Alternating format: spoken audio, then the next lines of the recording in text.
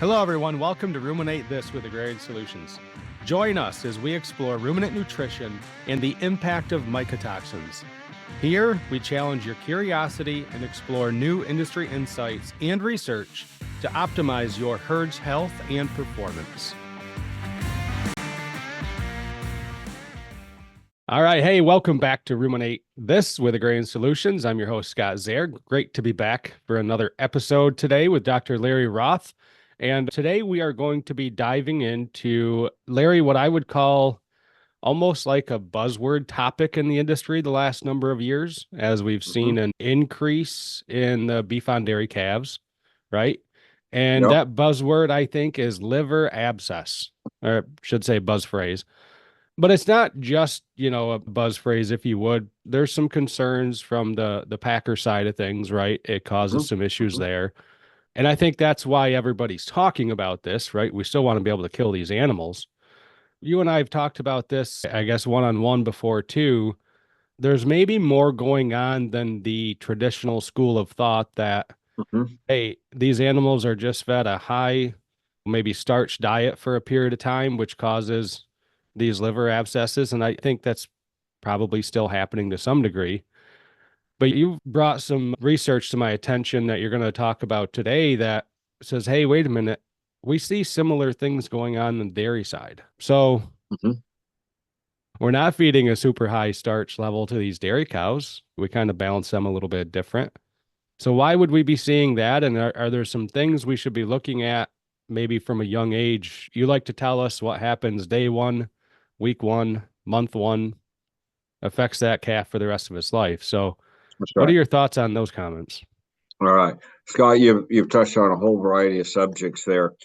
And I would agree that this is a very big, the liver abscesses is a very big issue in the cattle feeding world.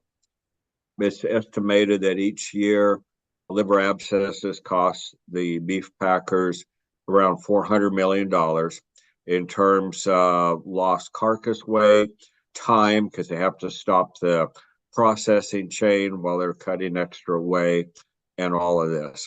And we also know that liver abscesses in feedlot cattle reduces average daily gain, feed efficiency, and hot carcass weight. So definitely it's a major economic issue.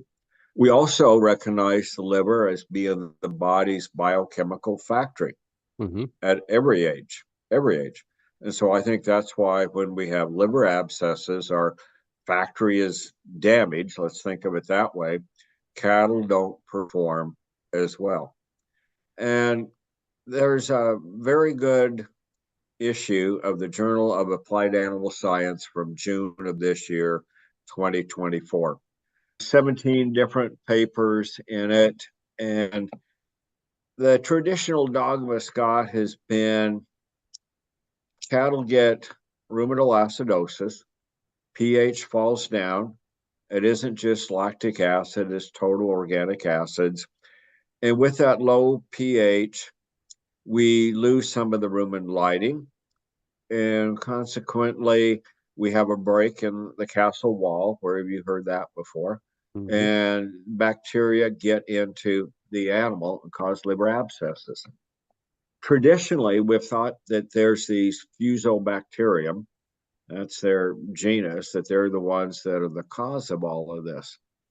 Well, I'm going to go ahead and say that probably the foremost researcher on liver abscesses is Dr. Nagaraja at Kansas State University.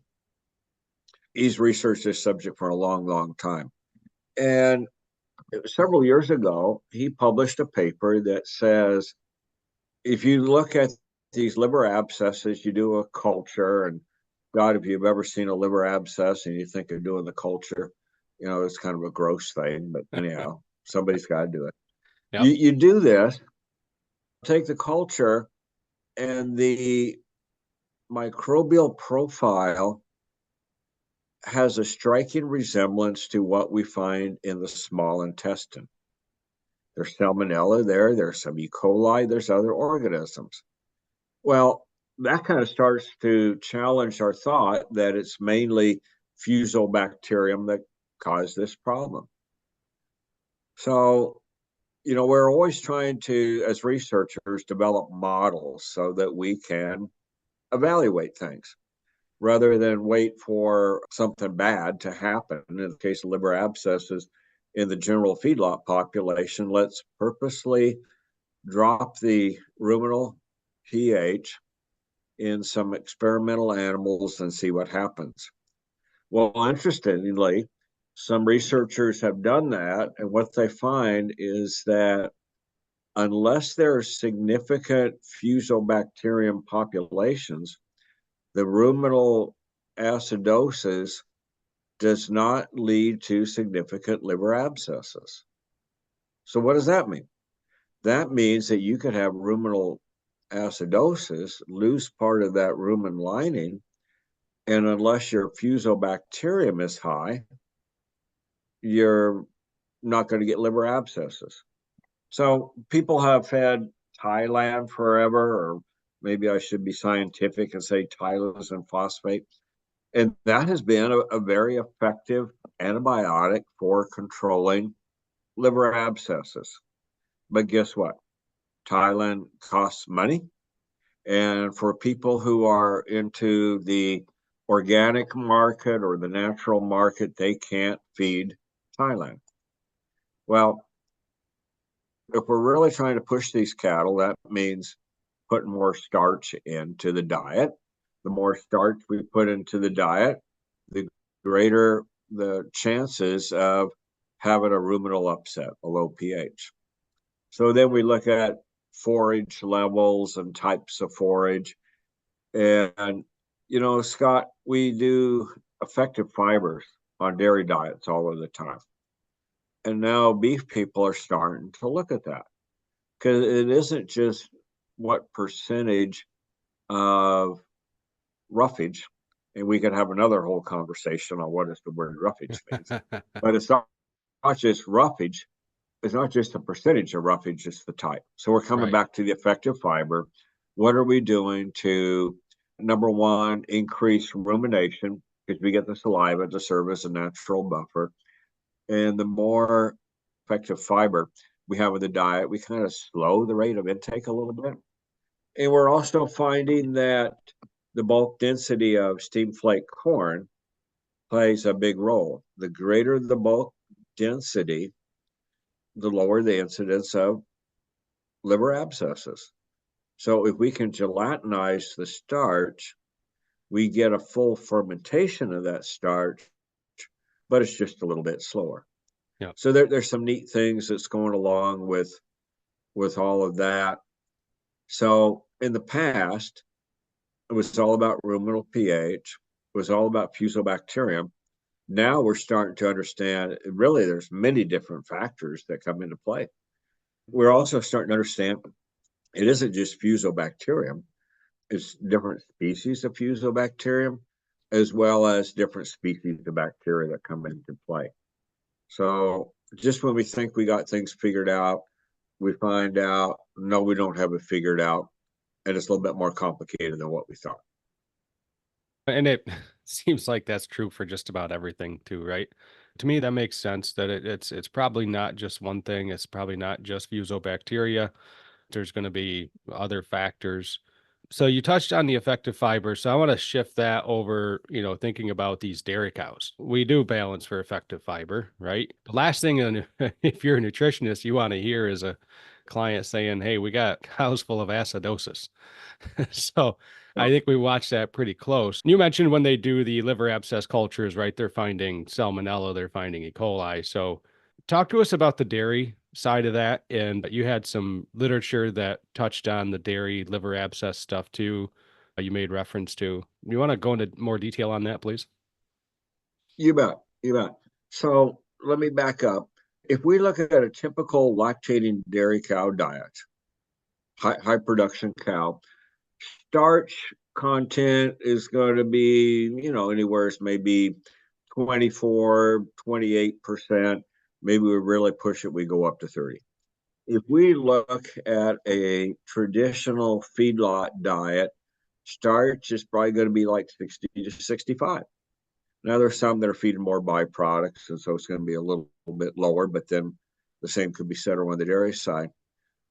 And we put a whole lot more roughage as a percentage of the diet into the dairy diet. But yeah, we're still concerned about acidosis because think of how much total starch a top cow is going to be eating. They're probably going to be eating more corn than a 1,500-pound steer in the feedlot, potentially, could be. Okay. So it's all about not just percentage of starch, but total starch that comes into play. Well, I believe it was 2014, a group of researchers out of Kansas State University, the lead author was Rizak, went to a Great Lake, and they didn't identify just which slaughterhouse it was. And over 3 days, they looked at 1,461 dairy cows, culled dairy cows. And what they found was that 32% of those cows had a liver abscess. Well, Scott, what we said before was the dogma has been that it's high starch diets, it's ruminal acidosis that cause the problems. Well, I just cited, the percentages of starch, and yeah, I would say we do a better job of controlling rumen pH, or at least acidosis on the dairy side than the feedlot side. But still, 32% had a liver abscess. 18% of those cows had a severe liver abscess. So how does that all jive up? But only 10% of those cows, the total population, only 10% had ruminitis scars. In other words, scarring from having had a very low pH at some time. So 10% have a scar, 18.5% have severe liver abscesses, and 32% have liver abscesses. How does that jive? How does that work out? It certainly challenges the status quo of what we it have does. traditionally thought about. It is this, and this is the problem, and antibiotic treatment is the answer with something like Exactly. Thailand. Exactly. And then some other researchers, and they haven't really published their work, but they've cited it, are finding liver abscesses in calves as young as 3 weeks of age.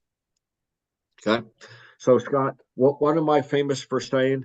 The digestive tract lining is like a castle wall. It's responsible for keeping the barbarians in the digestive tract and out of the body. Well, what's one of the problems that we have with these dairy replacement calves pre-weaning? Sometimes we get scours, sometimes we get cocci, and we get a break in that castle wall, and we have opportunities for bacteria to get into the blood and float around, and that's what the veterinarians call septicemia, and the bacteria can end up in the liver abscess. So here's my question, Scott. The 32% of these cows that had liver abscesses, and remember, only 10% of the whole population had ruminitis scars. And this was 1,400 and some cows, Yep. right? Like Yep. So it isn't 14, like we just 40. went out and did 10 of them. Right. Were those cows carrying those liver abscesses, in essence, since they were calves? Well, yeah. I mean, Now, if 32% had a liver abscess and only 10 had ruminitis scars, well, do the math. 22% of them came some other way. yep. So here's my question. What was interesting in this study, I mean, it was just done at the slaughterhouse. So they didn't have the reasons for why these cows were culled. Okay. Yeah. Was it because they didn't breed back? Was it because some other disease or reason, laminitis or whatever? Well, again, the liver is the body's biochemical factory. And if our biochemical factory has some level of damage, is that cow going to be more likely to have ketosis? Is that cow more likely to just be here's a fancy word for you, a poor doer? Yeah. And I think the answer to those questions is yes. Yeah. So let's put all of this together. I'm thinking that a lot of these liver abscess issues may originate very early in life with scours. And those abscesses kind of linger along over time. And the animal doesn't perform like it should. I mean, I just cited data a little bit earlier that in feedlot cattle who have liver abscesses, they don't gain as well, they're not as feed efficient, and a lighter carcass weight. Well, those same things show up in a dairy cow, lower production, and not getting pregnant and staying pregnant. And it was interesting, an author who reviewed all 17 articles in the Journal of Applied Animal Science identified about 10 different areas of research for the future. The last one that he cited was evaluating the effect of early calf health on liver abscesses. Scott, this all really became a big issue in 2021 and 2022 as we started having more beef on dairy calves come into the harvest chain. We started to see that liver abscesses in beef on dairy varied anywhere from 20 to 80%. 20 to 80% of the animals had a liver abscess. Now, anytime you got a big variation like that, it tells us there's an opportunity to manage the biology and get an improvement. If it was all up there at 80%, we would say, wow, maybe we can't do anything. But the point of it is, if it's 20 to 80%, why are some at 20 and why are some at 80? Then you look at RESAC with dairy cows, and we start to say, is it early calf health? Now, one of the challenges that we have, we can do ultrasound to look at lung lesions. Yep. Evidently, the ultrasound does not do a very good job of identifying liver lesions. So we're not really able to early on identify which calves have liver abscesses. And that would really help us, I think, from a research standpoint as well as a management standpoint. But I guess, Scott, I would like to humbly challenge the dogma and say, I recognize that ruminal pH, I recognize that ruminitis is a key factor for liver abscesses in feedlot cattle, but I would also like to suggest that early calf health and more specifically scours could be a factor causing liver abscesses very early. And I think this is true both on the beef side and on the beef on dairy side. Plus, Scott, we still have a fairly significant number of Holstein steers that come into the feedlots. Well, you mentioned that range of 20 to 80%. I mean, to me, that I guess it's not that surprising to see the range, right? Because while most dairy farms in the US, I mean, do a really good job of taking care of their calves, right? However, if it's a terminal calf, does it get the absolute best colostrum that a Holstein heifer calf or Jersey heifer replacement calf would get? No. So is it getting the number one colostrum? Is it getting it as timely as the replacement calf does? Do they get the protection of a dose of, say, convert gel, like we have a lot of clients use for that, right when it's born? So, yeah, I mean, to me, that kind of helps explain the reason why there be such a big range, right? So let me tell you a little anecdotal story. I used to work for a major animal nutrition company, and I was working with a fellow who was feeding straight Holstein steers over in Wisconsin on a whole corn diet. There was a pellet, very minimal roughage being fed.